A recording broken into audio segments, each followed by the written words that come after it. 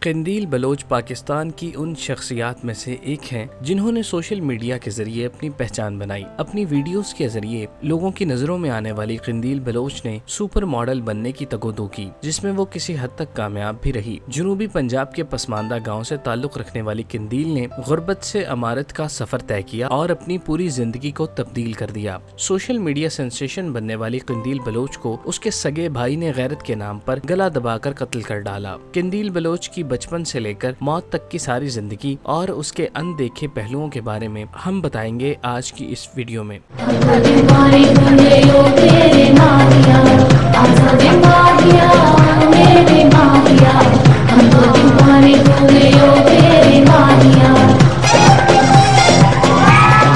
قندیل بلوچ 1 مارچ 1990 کو ڈیرہ غازی خان کے نواحی قصبے شاہ دین میں پیدا ہوئیں۔ ان کے والد محمد عظیم اور والدہ عظیم بی بی گاؤں میں کھیتی باڑی کر کے معمولی اجرت پر گزارا کرتے تھے۔ انہوں نے بیٹی کا نام فوزیہ رکھا۔ فوزیہ کی 4 بہنیں اور 2 بھائی تھے۔ چھوٹی عمر میں جب فوزیہ کے بہن بھائی کھیل کود میں مصروف ہوتے تو وہ ٹی وی دیکھنے میں مصروف ہوتی۔ اسے چھوٹی عمر سے ہی بننے سنورنے کا خوب شوق تھا، جس کی وجہ سے وہ اکثر منہ پر اپنی بہنوں کی لپسٹک اور میک اپ لگایا کرتی۔ حیرت انگیز طور پر فوزیہ تعلیم میں بھی اچھی تھی اور اپنے علاقے میں قائم سرکاری اسکول میں تعلیم حاصل کر رہی تھی۔ بچپن ٹی وی دیکھ کر گزارنے کی وجہ سے فوزیہ کے اندر نہ صرف اداکاری کا شوق پیدا ہوا بلکہ وہ گنگنانے بھی لگ گئی۔ جب انہوں نے بچپن کی حدود سے نکل کر لڑکپن میں قدم رکھا تو گھر میں معاشی مشکلات کو پورے زوروں سے پایا۔ ان کے بھائی اپنے والد کا بازو بننے میں ناکام ہو گئے تو اس موقع پر فوزیہ نے گھر کی کفالت کا بیڑا اٹھانے کا فیصلہ کیا۔ چونکہ فوزیہ ایک خوبصورت اور پرکشش شخصیت کی مالک تھی، لہٰذا انہیں مقامی بس سروس میں بس ہوسٹس کی نوکری مل گئی اور اس طرح ان کے گھر کا معاشی سلسلہ چل نکلا۔ کیا نام ہے آپ کا؟ پنکی؟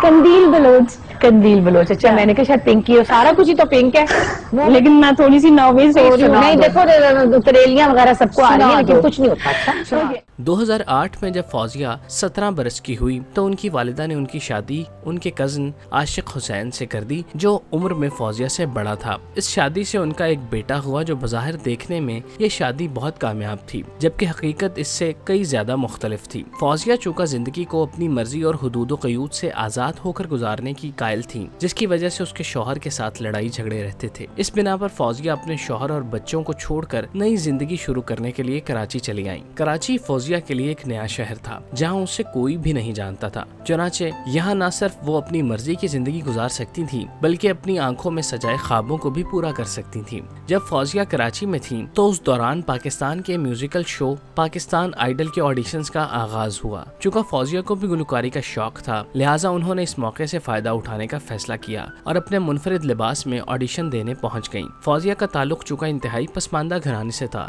جہاں شوبز اور ٹی وی میں کام کرنے کو انتہائی ناپسندیدہ خیال کیا جاتا تھا، چنانچہ فوزیہ نے اپنی پہچان چھپانے کے لیے پاکستان آئیڈل میں قندیل بلوچ کے نام سے آڈیشن دیا، مگر انہیں سلیکٹ نہیں کیا گیا۔ البتہ انہوں نے اپنے آڈیشن سے ایسی فضا قائم کر دی کہ اس آڈیشن کو دیکھنے والے ہر ایک شخص کے دل میں یہ تجسس تھا کہ آخر یہ لڑکی ہے کون اور کہاں سے آئی ہے۔ کیمرے کی زینت بننے والی قندیل بلوچ ایک پراسرار لڑکی تھی جس کے بارے میں کسی کو کوئی معلومات نہیں تھی۔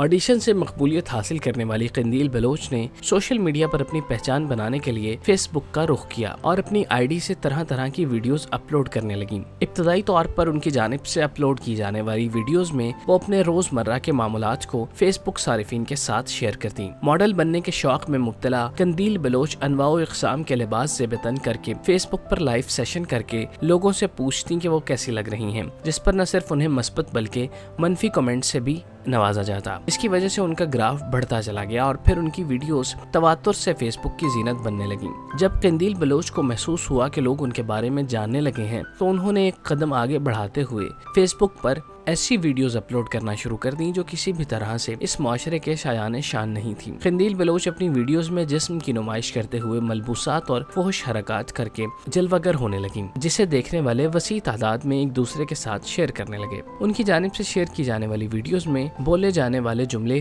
میں کیسی لگ رہی ہوں اور میرے سر میں درد ہو رہا ہے کو اس قدر شہرت ملی کہ اس وقت کی مقبول ترین ایپ ڈب اسمیش میں ان کے ڈائلاگز پر نہ صرف پاکستان بلکہ بھارتی نوجوان بھی مزاحیہ ویڈیوز بنا کر شیئر کرنے لگے۔ یہ وہ وقت تھا جب فیس بک کو کسی نے بھی اس طرح سے استعمال نہیں کیا تھا۔ قندیل بلوچ نے اس وقت تک کسی فلم یا ڈرامہ میں کام نہیں کیا تھا اور نہ ہی کسی ریمپ پر کیٹ واک کی تھی، مگر اس کے باوجود سوشل میڈیا پر بننے والی پہلی سیلیبریٹی بن گئی جن کے چاہنے والے اور دیکھنے والوں کی تعداد لاکھوں میں پہنچ گئی، جو کہ اس وقت انتہائی غیر معمولی کامیابی تھی۔ 2016 میں انہوں نے منفرد ویڈیو ریلیز کرنا شروع کر دی جس میں انہوں نے دعویٰ کیا کہ پاکستان کی ٹیم اگر T20 ورلڈ کپ میں بھارت کو شکست دے دے تو وہ شاہد افریدی کے لیے برہنہ رقص کریں گی، جس کا ایک ٹیزر انہوں نے پہلے ہی ریلیز کر دیا تھا۔ اس کی وجہ سے ان کا چرچا خوب ہونے لگا، تاہم ورلڈ کپ میں پاکستان کو بھارت کے ہاتھوں شکست ہو گئی۔ اس اعلان پر بھارتی میڈیا نے ان کا موازنہ بھارتی ماڈل اور اداکارہ پونم پانڈے سے کیا، جو اس طرح کی بیہودہ ویڈیوز بنانے کے حوالے سے مشہور ہیں۔ قندیل تیار؟ کیا؟ اسٹاپ! قندیل آپ نے جلدی سے بتانا ہے اب کون کرے گا چیلنج، وہیں بیٹھے بیٹھے۔ لالا!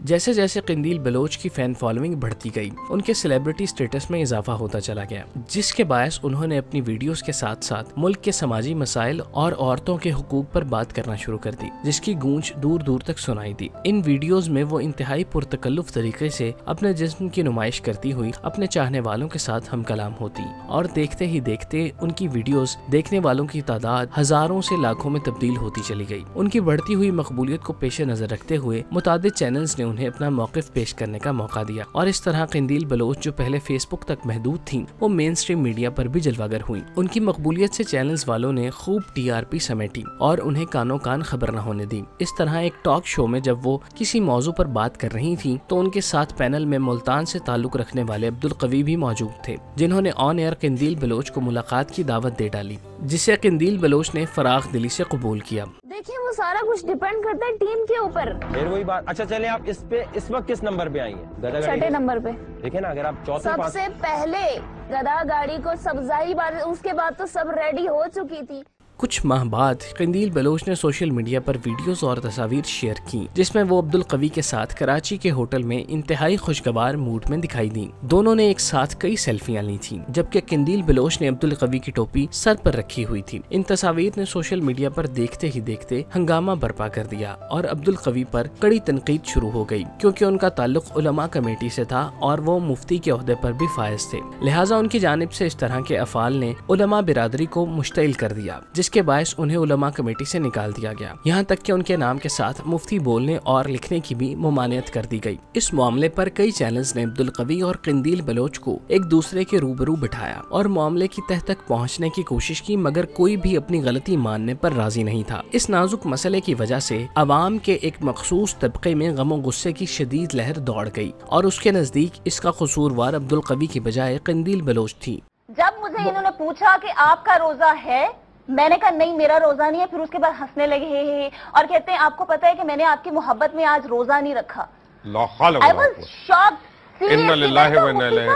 اس واقعے کے بعد قندیل بلوچ نے ایک پریس کانفرنس منعقد کی جس میں انہوں نے موقف اختیار کیا کہ انہیں اور ان کے اہل خانہ کو جان سے مار ڈالنے کی دھمکیاں موصول ہو رہی ہیں، جس کے باعث وہ انتہائی خوفزدہ ہیں، لہٰذا وہ حکومت وقت سے اپیل کرتے ہیں کہ انہیں سیکیورٹی فراہم کی جائے تاکہ انہیں کوئی جانی نقصان نہ پہنچ سکے۔ اگرچہ قندیل بلوچ کی جانب سے کی جانے والی پریس کانفرنس سنجیدہ نوعیت کی تھی جس میں انہوں نے اپنے تحفظات کو بیان کیا تھا، مگر کسی نے ان کی بات کو سیریس نہیں لیا اور اسے توجہ حاصل کرنے کا بھونڈا طریقہ قرار دے ڈالا۔ ادھر گاؤں میں قندیل بلوچ کے گھر والوں کو اس بات کا علم ہو چکا تھا کہ فیس بک پر جس لڑکی کی ویڈیوز تیزی سے وائرل ہو رہی ہیں وہ کوئی اور نہیں بلکہ ان کی اپنی بیٹی، اپنی بہن فوزیہ ہے، جسے پہچاننا تقریباً ناممکن تھا۔ جب یہ بات گاؤں میں پھیلی تو ان سب نے قندیل کے گھر والوں کو خوب لان تان کیا، جس پر قندیل کے بھائیوں کی نام نہاد غیرت جاگ اٹھی اور انہوں نے اپنی بہن کو سبق سکھانے کا فیصلہ کر لیا۔ جولائی کے مہینے میں قندیل بلوچ اپنے والدین سے ملنے ملتان آئیں، جہاں انہوں نے اس کے ساتھ عید منائی۔ 15 جولائی 2016 کی رات قندیل بلوچ کو اس کے سگے بھائی نے نیند کی گولیاں کھلا دی، جس سے وہ گہری نیند میں چلی گئی، جس پر اس کے بھائی محمد وسیم نے اپنی سگی بہن کا گلا دبانا شروع کر دیا اور چند لمحوں میں اس کی سانس بند کر کے